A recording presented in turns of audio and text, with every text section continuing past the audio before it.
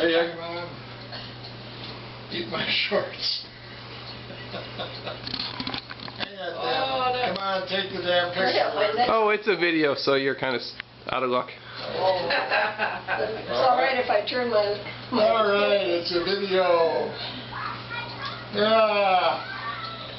I remember sometimes when I was younger, and sometimes not really, kind of being afraid to like ask him for something or ask him for help with something, just because I didn't know what mood he was in.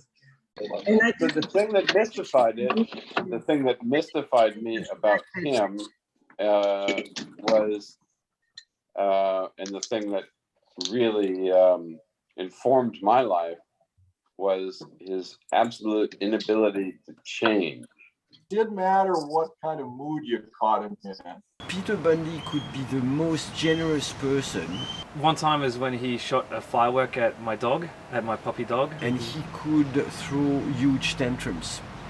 That he was the last person that should have had 7 kids. I agree with that. I describe him as... Because I have to say, it was always nice when you connected with Apapa. Of course, it was on his terms. His way or the highway. That's another thing that made Apapa stand outish was he wasn't afraid to say what was on his mind at any given moment, for good and bad. I think a sense of perspective is vital.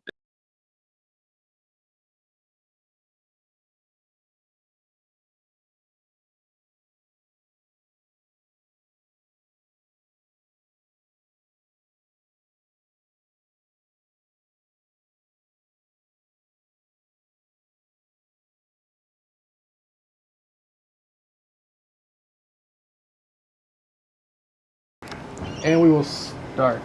So, first, I'd like you to introduce yourself and tell us your relationship to Peter Bundy / Apapa. Okay, my name is Florian Birust. I am Peter Bundy or Apapa's, I guess, eldest grandson. My name's Teo Baroost. I am one of the grandsons of Peter Bundy Apapa. So he was my granddad. Did he ever show you his porn? He didn't share. We found it. Flo found that the sauna in the back of the garage. I was young, so I didn't. I think I was young, so I was confused. I was confused also when I first found it was in his cottage, and I was kind of just looking through his movies, and I found it because it would be with his movies, like very like. It was right there. It wasn't hidden at all. No, it would be like right next to Gettysburg or something like that. Oh yeah, I think he's a huge shape on all of us. And like David said, it brought us all together. I mean, some of the funnest times we had are sitting around bitching about what an asshole he was being to us. The whole deer hunting thing, though, everybody, all the males anyways, have a story about that. And sometimes it ended up fucking miserable.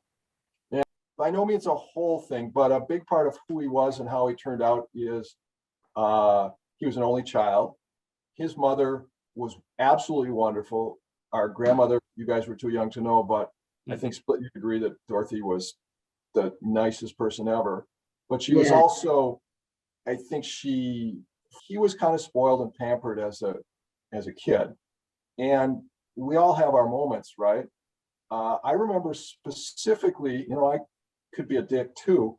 I remember when we were in Dauphin Island and I was in like 6th grade and I was like making fun of somebody or trying to, I thought it was funny and it was sort of a daddish kind of sense of humor. I was probably being sarcastic or something.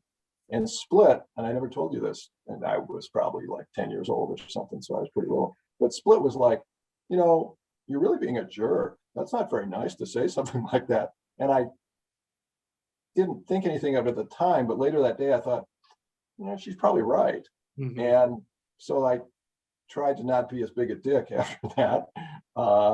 And I thought to myself, the reason it relates to him is he didn't have any siblings that he had to get along with, or Yeah. compromise with, or Yeah. get feedback from people who were his same peer group, who kind of could say, you know, you're kind of being a dick here.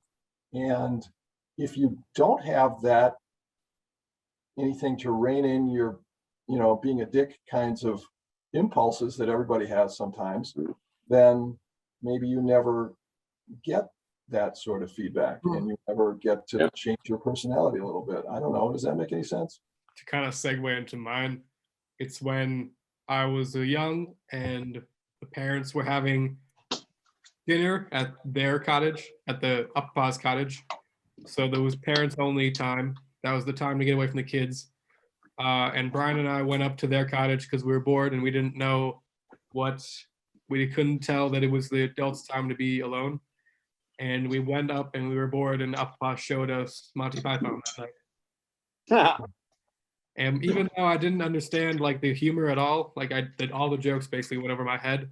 I laughed a lot at the animation because the animation in that show stood out to me, and then kind of just liking Monty Python growing up as a result of that was a really good thing that he did, because I've heard stories where he just kind of tells the kids and maybe other adults, not just him, but other adults in that setting where they kind of want to get away from the kids and just have an adults dinner, may have told the kids to scurry off, not in those words, but the fact that he kind of just instead showed me Monty Python was really cool, and it was fun, and I think he really wanted to show me it.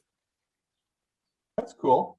Are you familiar with the Long John Silver and the Bournemouth Amateur Gynecological Society football batch? I think this will sound negative. It's probably not as negative as it might sound, but I think I am a better person because of his example, in terms of how I don't want to be. Yeah, exactly. I mean, I've not that I didn't take plenty of positive things from him too. But in terms of not being a dick to people, I guess.